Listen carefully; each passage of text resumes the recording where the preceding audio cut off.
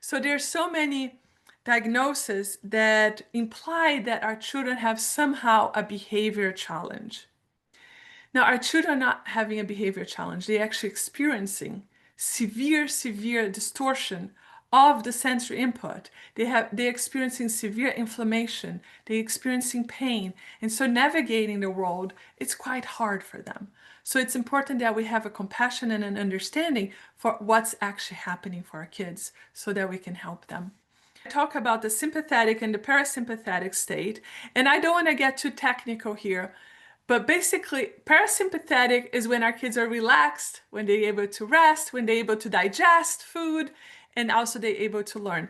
And sympathetic is when our children are in stress, and you might call your child's name, and it seems like they can't even hear you, or they're not listening, or you ask them to do something and they can't do it, or it might be that your child is fully dysregulated, screaming, shouting. So those are all signs of a sympathetic state.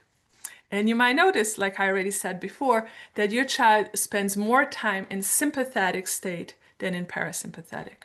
Our kids are not defiant. Our kids are not trying to be oppositional or difficult. They are truly struggling and they want to learn. They want to participate. They want to, quotes, be good, right? And if they aren't doing that right now, it's because they can't in this moment. They are truly in sympathetic state. Now, there are many things we can help them to come out of sympathetic stress mode. But one of them is to start by recognizing that when our children are being difficult, they're actually struggling as well, right? So that we don't add another layer of like maybe judgment or anger when our kids are doing that. Now, if you are feeling angry sometimes, if you are judging, that's okay. We are all humans, we do. But it's important that we know that there is that piece for us that it might be adding an extra level of stress for our kids, right? So autistic kids and their parents, not just autistic kids, the parents too, are in constant sympathetic state. So when we talk about helping a family transition out of stress mode into learning and healing mode, the very first place we want to start is with the parents and the caregivers, with you. And here's the thing, you're here today.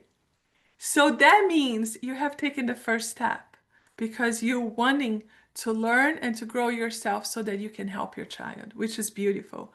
Like I said, you guys, all the parents out there who are doing this course and who I work with, you inspire me every day to be a better human, to be a better parent, and you teach me so much as well.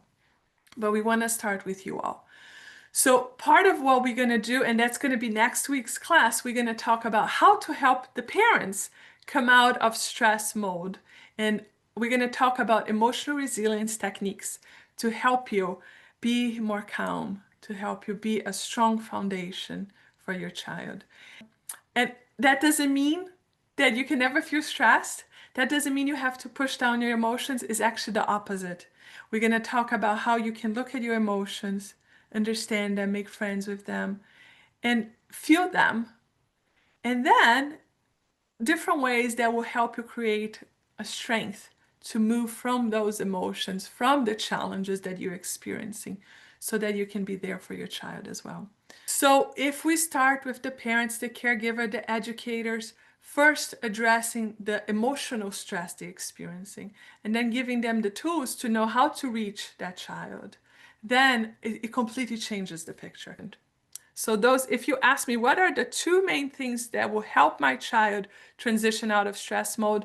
Your mindset, your emotional state, and emotional states of the people around your child. That's one.